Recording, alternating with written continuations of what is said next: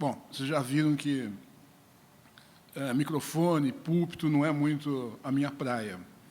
Eu, na realidade, eu gosto muito de ensinar em roda, sentar com um grupo e conversar. Mas eu não pude deixar de atender esse convite do Theo e do Josué, porque esse convite mexe com a minha memória afetiva. Mexe com a minha memória afetiva, primeiro, por ser a Betânia, e eu, há 20 anos atrás, eu morei aqui no Rio de Janeiro, e eu tive muita convivência com o Vanderlei, com o Josué, com o Theo e com outros aqui, numa época em que nós éramos mais jovens e cheios de vigor, e achávamos que iríamos mudar a história da igreja nesse país. Então, foi um momento muito especial de sonhos, de conversas que varavam horas, e por todas essas coisas eu sou grato a Deus por essa história de afetividade, por essa história de convívio, por essa história de amizade. Mas também mexe com a minha memória afetiva o fato de nós estarmos estudando John Stott. E eu tive o privilégio de conhecer o John Stott pessoalmente. Até eu não costumo contar essa história, porque pode parecer um pouco arrogante, mas nós hospedamos o John Stott na nossa casa aqui no Rio de Janeiro, e eu estive com ele 2 vezes em Londres, no Instituto de Estudos Contemporâneos Cristãos, onde eu fiz 2 cursos lá de verão, e eu frequentei a casa dele, e até uma outra coisa interessante, John Stott pregou aqui na Betânia. Eu lembro o sermão dele até hoje. Fazem, talvez, uns 25 anos. Ali no Balão. Lembra disso? Então, tudo isso está muito próximo do meu coração, né? Essa história da Betânia, essa história com o John Stott. O capítulo 4 desse livro vai falar do paradoxo da nossa humanidade. E o John Stott começa perguntando quem é o homem, e ele vai desenvolver a sua tese a partir do homem ter sido criado à imagem e semelhança de Deus, e, posteriormente, a queda que o desvia e que entra o mal no seu coração, de maneira que ele vive essa ambivalência, essa ambiguidade entre a honra, entre a glória e, ao mesmo tempo, a vergonha, o pecado e a culpa. E, a partir desses 2 pilares, que são a criação e a queda, eu gostaria de acrescentar algumas outras coisas da minha percepção sobre isso. Então, eu gostaria ainda de a gente fazer alguns minutos de silêncio, né, aquietar o nosso coração, até mesmo o meu coração, antes de a gente prosseguir, e ter um momento assim de oração silenciosa. É interessante, né, porque muitas vezes nós buscamos Deus fora de nós, mas Deus está no nosso coração. Ele habita o mais altos céus, mas habita o coração do contrito e do aflito. Ou seja, Ele está muito mais perto de nós, por trás das nossas aflições, por trás dessa zona agitada e distraída do nosso coração, ali onde Jesus chama do secreto, é onde Ele habita, onde Ele está. Então, ao invés de subir, a gente desce. E eu convido vocês, então, para um momento de descida ao seu coração e encontrar Deus ali por trás de toda a nossa agitação, de todo o nosso pecado, de todas as nossas preocupações, de todas as nossas neuras. É ali que Ele está. Pai amado, nós agradecemos pela Tua palavra e pela nossa capacidade humana de compreendê-la, pela nossa capacidade humana de, ao compreendê-la, Te adorar. Obrigado por isso, Senhor. E agora, com a Tua palavra aberta, nós abrimos também o nosso coração, palavra aberta e coração aberto, e nós também chamamos o Teu Espírito Santo para mais uma vez experimentarmos esse milagre de ouvirmos a Tua voz. Nós oramos em nome de Cristo Jesus. Amém. Bom, vamos começar do começo, na criação. Gênesis 1 diz que no princípio criou Deus os céus e a terra, porém, era sem forma e vazia, havia trevas sobre a face do abismo e o Espírito de Deus pairava sobre as águas. A questão que se impõe nesse primeiro versículo das Escrituras é que nós estamos falando de um Deus que é triuno.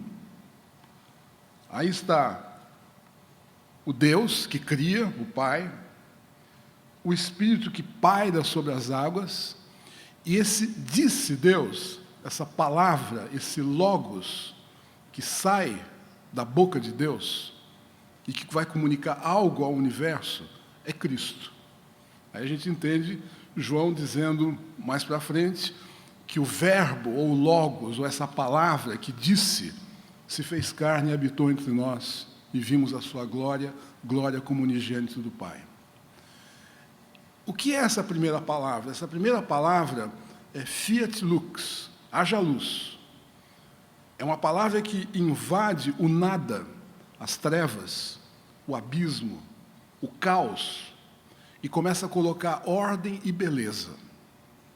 Eu faço uma analogia com isso, com essa mesma palavra hoje, que ao abrirmos, que ao lermos, ela é luz para dentro das trevas do meu coração. É palavra que entra nesse caos do meu coração, ali onde há trevas, onde não tem nada, e começa a criar, começa a encher de beleza. Esse é o sentido profundo da palavra. Fiat lux, no início e agora. Haja luz. A palavra de Deus que é luz nas nossas trevas. Essa palavra é Cristo. Ou seja, o conceito de palavra nas Escrituras é uma pessoa, não é uma informação, não é uma teologia, não é uma doutrina, mas é uma palavra encarnada. Isso significa dizer que a palavra só é palavra quando encarna, quando vira gesto, quando vira atitude, quando vira caráter diferente. Senão ela é uma informação bonita, a gente pode ter muito conhecimento bíblico, mas ela vira carne. Esse é o conceito da palavra. Então Deus, ele começa criando. E ele, no sexto dia, ele diz, depois de ter criado todo o universo e separado esse planeta com toda a sua beleza, com toda a sua sustentabilidade e com toda a potencialidade para o ser humano continuar desenvolvendo, através do mandato cultural, a criação, né? Através da arte, da tecnologia, através da ciência. Mas, assim, aí no sexto dia esse planeta está pronto. Daí Deus diz assim, façamos o homem à nossa imagem e semelhança. Esse façamos no plural, a Trindade conversando. O que é esse projeto? Esse projeto é o projeto de um Deus que é triuno, e o fato dele ser três e ser um é um mistério, não é algo que a gente se aproxima racionalmente, intelectualmente, para poder entender e explicar, mas é algo muito mais para receber de joelhos. Mas o que significa isso? Significa que o Deus das Escrituras não é um Deus uno e solitário. Até porque um Deus uno e solitário não poderia ser amor.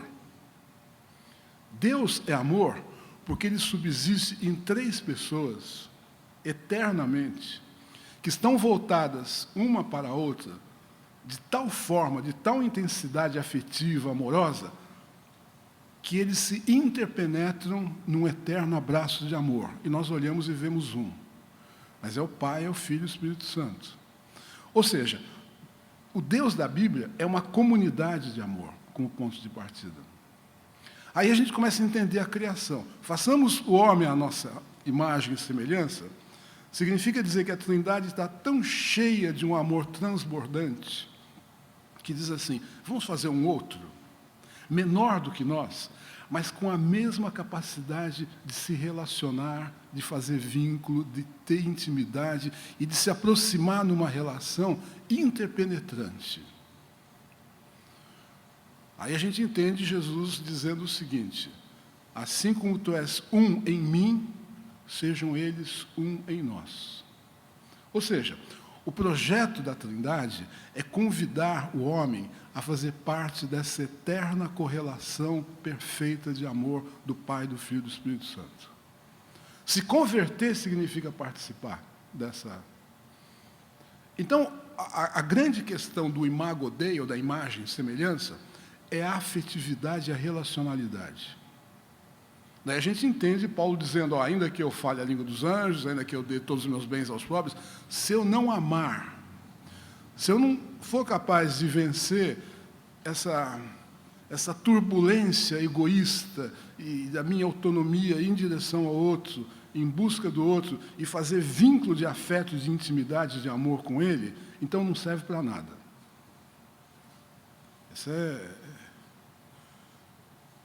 E Deus, então, quando Ele cria, a gente lê nos manuais o seguinte, que tem 4 momentos na história da humanidade, né? Que é a criação, a queda, a redenção e a glorificação. Eu já não concordo com isso. Sabe por quê? Porque naquela hora que a Trindade diz, façamos o homem à nossa imagem e semelhança, eles estão dizendo o seguinte, tá, a gente vai fazer o homem igual a gente, vai estampar nele a nossa imagem, a inteligência, a capacidade relacional, a criatividade e a liberdade. Mas a única limitação que ele vai ter em relação a nós, a Trindade, é que ele não vai conhecer o mal para poder fazer uma escolha entre o bem e o mal. Ou seja, o que Deus está dizendo é o seguinte, nós vamos estabelecer o que é bom para ele, para que ele viva em plenitude. Mas ele tem a escolha de rejeitar isso. Então é inútil discutir arminismo e calvinismo e teologia relacional, porque isso, as duas coisas são verdadeiras. Soberania de Deus, o livre-arbítrio. Mas é claro que a Trindade, antes de criar, sabia que o homem ia se desviar. Agora, se nele nós existimos e nos movemos, ou seja, se Deus é a base de sustentação de todo o universo, o que teria que acontecer se nós rompêssemos isso? Era para a gente desaparecer. Mas Deus disse assim, não, eles vão se rebelar, mas a gente vai continuar sustentando um mundo rebelado contra a gente. E aí a gente explica que tem ímpio, que casa, que trabalha, que morre velho, com um monte de filho, com uma vida razoável. A graça comum de Deus. Ele não retribuiu a rebelião do homem. Ele falou, nós vamos, ainda que vai ter consequências, né, que estão descritas lá em Gênesis 2, conforme eles saem do Jardim do Éden, a gente vai sustentar esse negócio. Isso é um grande amor. Porque, assim, era para ser muito pior. Mas, se o homem perde essa base de sustentação e se rebela contra o Criador, era para ter muito mais serial killers, era para ter muito mais guerra, muito mais doença, muito mais tsunami. Mas Deus segura. E segura de uma forma tão surpreendente que é como se a gente olhasse o universo que roda de uma forma misteriosa, sustentando todos os astros e as galáxias sem que nada saia do lugar, porque se alguma coisa sair do lugar pode ser o caos, ele está segurando. Tem meteoritos, né, de vez em quando, tchum, tchum, tchum, mas ele segura. Sabe? Agora, e aí? A Trindade continua conversando, eu imagino, e nós vamos ficar segurando para sempre esse negócio? Antes da criação do mundo, o filho disse assim, não, eu vou buscá-los e trazê-los de volta para casa. Daí a gente entende, mais para frente, quando diz do sangue de Cristo derramado antes da fundação do mundo. Ou seja, a redenção antecedeu a criação e garantiu a criação. Agora a gente começa a viajar, né? Porque que amor é esse? que antes da criação Ele já tinha me amado. A gente não tem nem ideia. De longe se me deixou ver o Senhor, esse de longe é no templo da eternidade, dizendo, com amor eterno eu te amei e com benignidade eu te atraí. Então nós estamos falando de um Deus que ultrapassa em muito a nossa compreensão de quanto Ele ama. E ao criar a vida, Ele cria, e os salmos falam dessa criação, falam, por exemplo, no Salmo 8, quando contemplo os teus céus, obra dos teus dedos, a lua, as estrelas que estabeleceste, que é o filho, que é o homem, que dele se lembres, e o filho do homem, que o visites.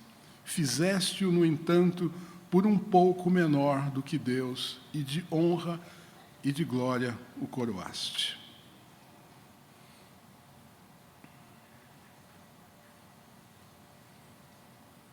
A vida humana é sagrada.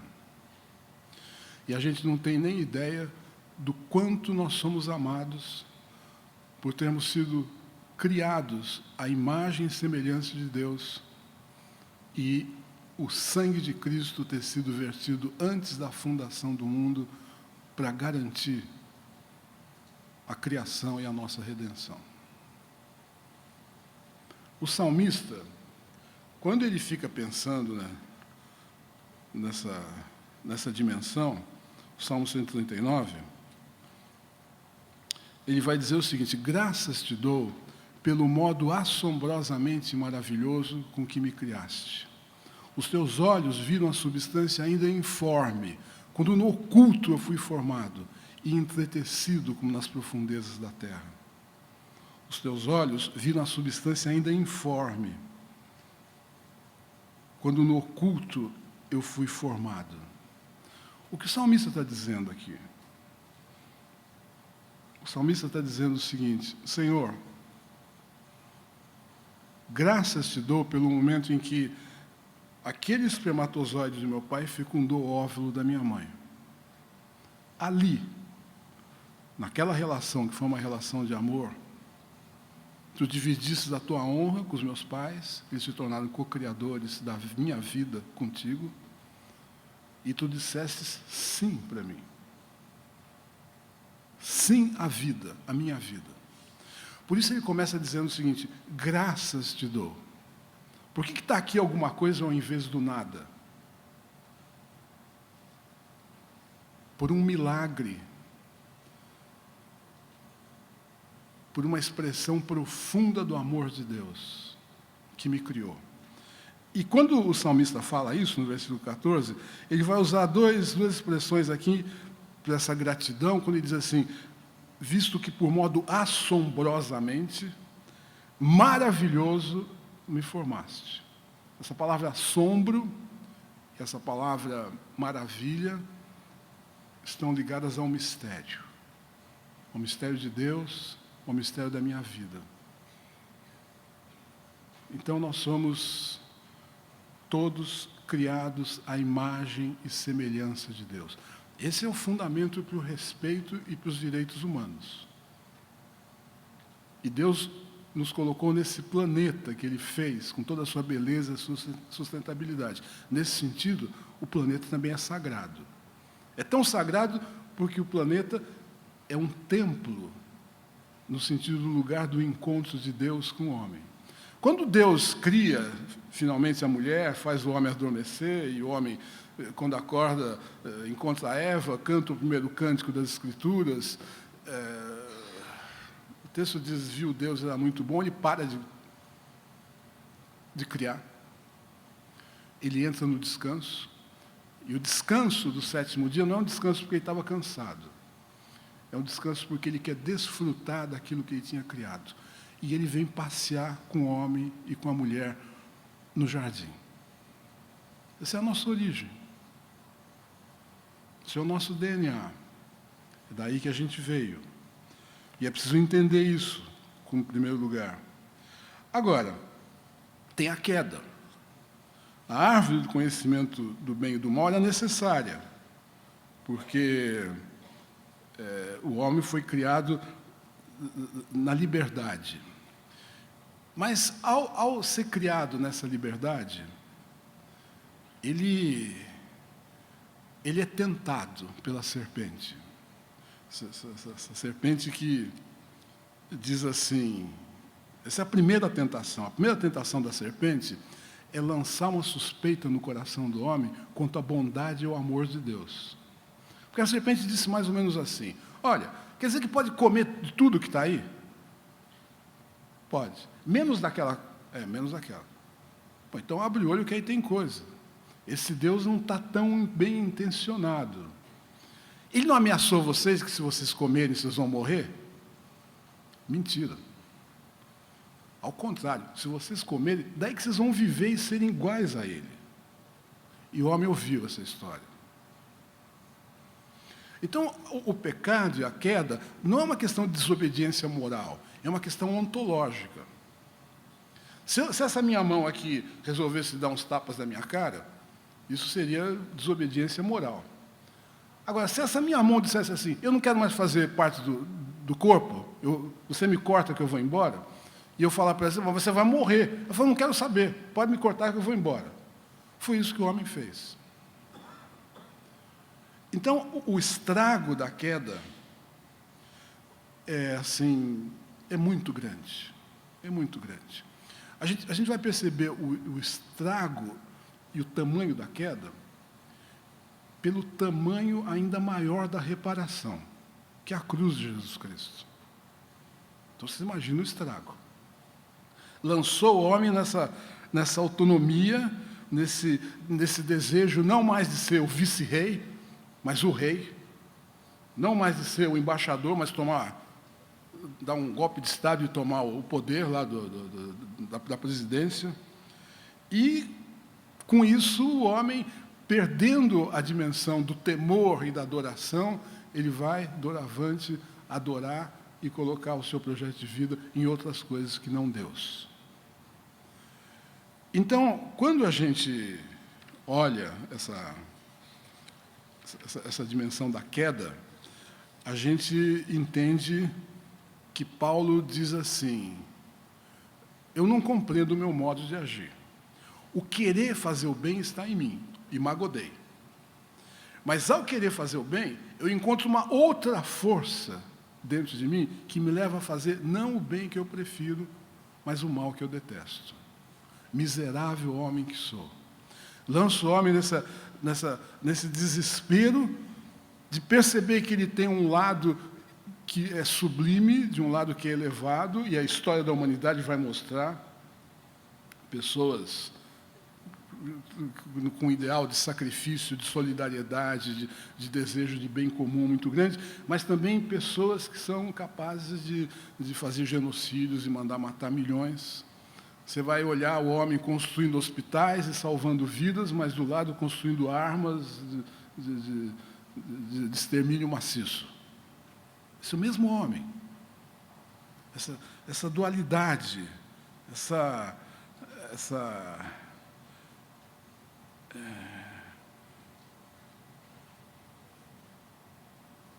ambivalência.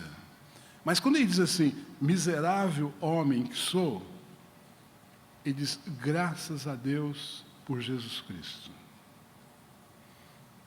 Graças a Deus por Jesus Cristo, porque ele está dizendo o seguinte, que o primeiro homem, Adão, pecou e desobedeceu.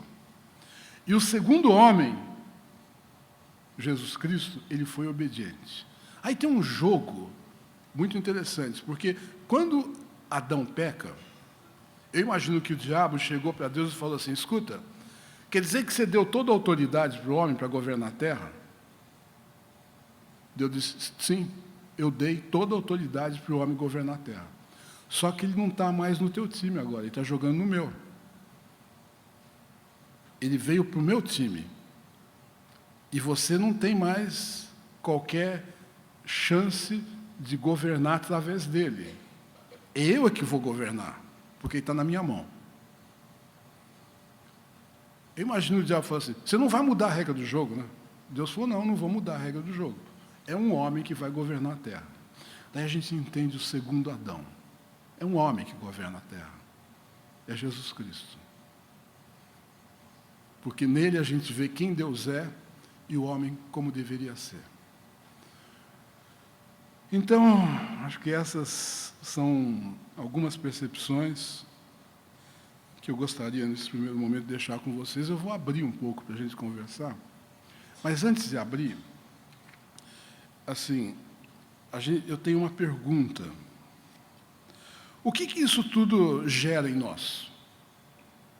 Mais conhecimento bíblico? Tudo bem. A gente acha bonito, né? Poder ter essa profundidade teológica e tal. Mas, assim, se não gerar alguma coisa, não serve para nada.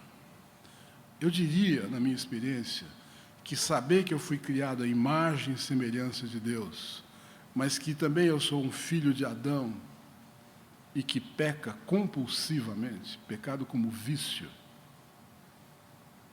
me leva a adentrar na minha vida de oração com 2 pilares muito sólidos e que estão na minha liturgia pessoal todo dia.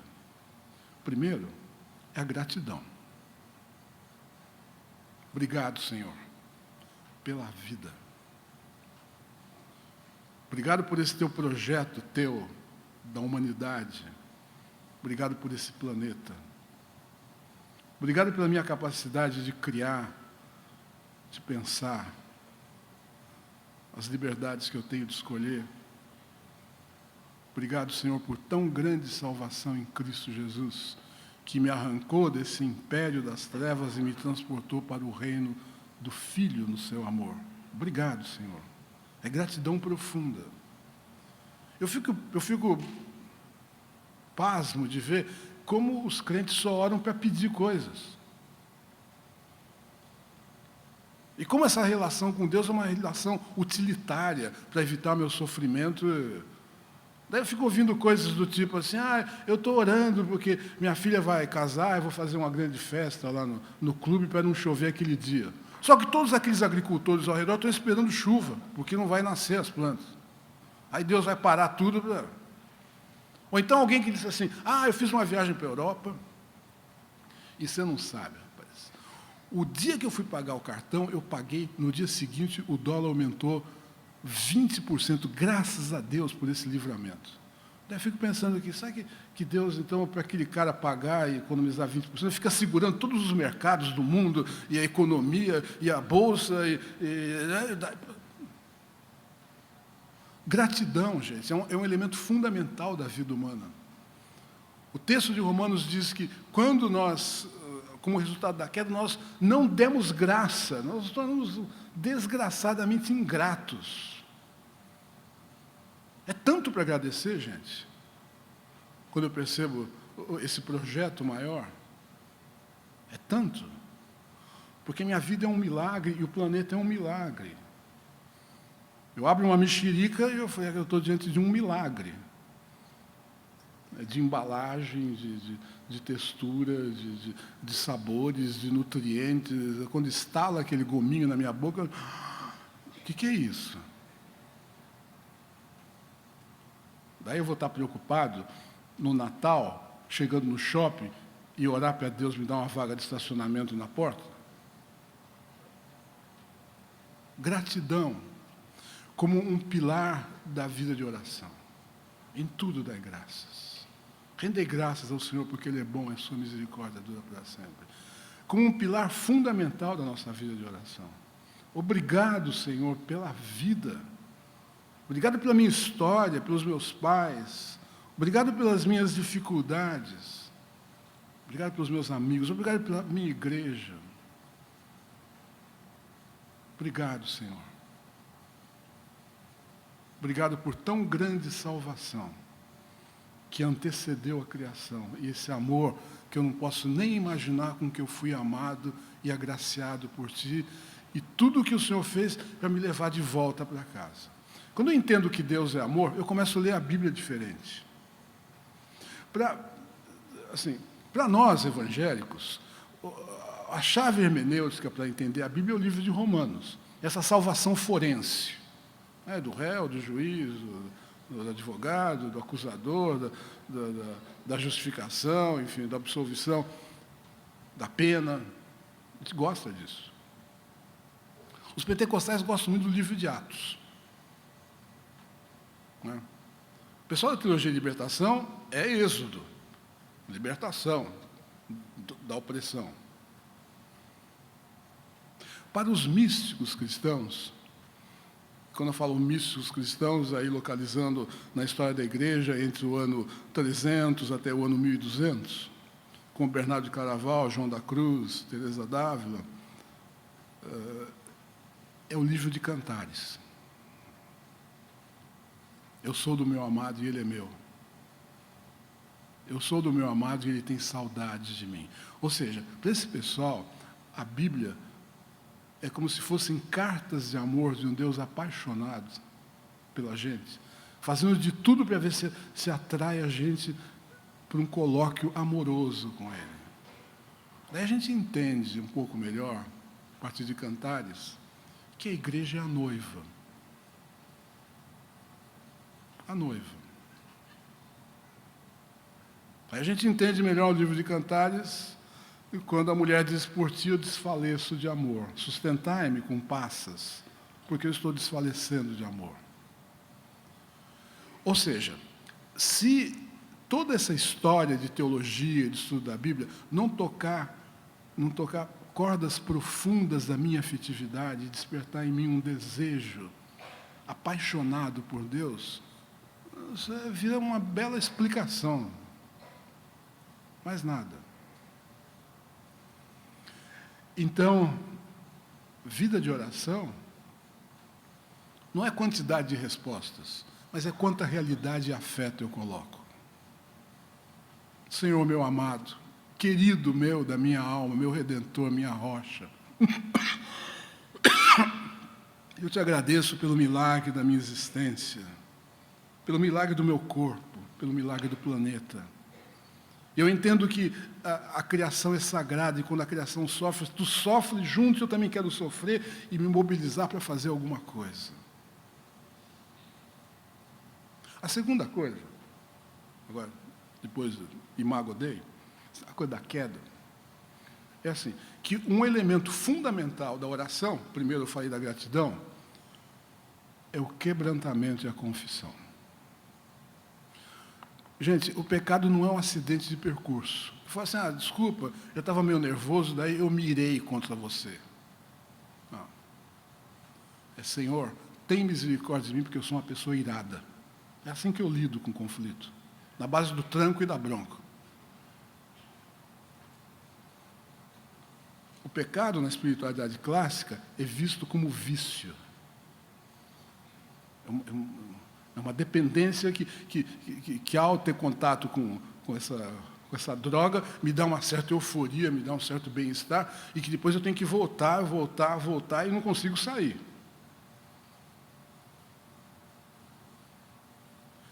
Então, eu diria que, ao lado da gratidão, eu oro todo dia, Cordeiro de Deus, que tira o pecado do mundo, tem misericórdia de mim, porque eu sou um grande pecador. Tem misericórdia de mim. Eu não tenho justificativa. Essa dinâmica está dentro de mim. Tem misericórdia de mim, Senhor. Eu quero confessar, Senhor, que eu sou orgulhoso,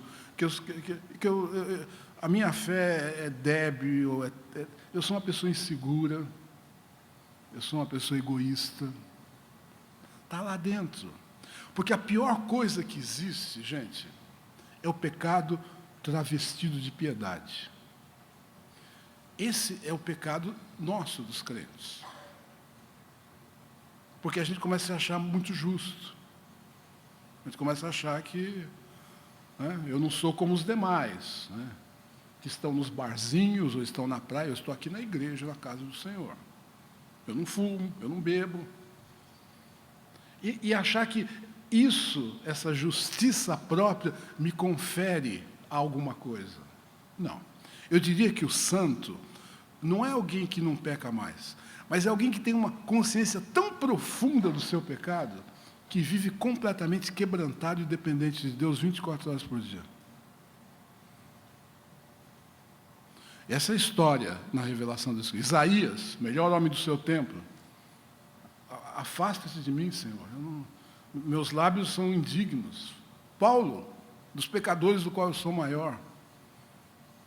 Pedro, pesca maravilhosa, ele cai aos pés de Jesus e fala assim: Senhor, afasta de mim, porque eu sou pecador, eu não dou conta de chegar perto de Ti. E a Tua luz e aquilo que Tu és, sem que eu tenha uma profunda consciência da minha perdição. Então, aí conforme a gente vai adentrando nessa teologia, nessa vida de oração, eu vou percebendo uma coisa muito clara, que Deus é o Deus da graça e do amor, e que eu sou um miserável pecador, a quem Ele fez filho do seu coração, por uma atitude amorosa, imerecida, irretribuível, incondicional e infinita.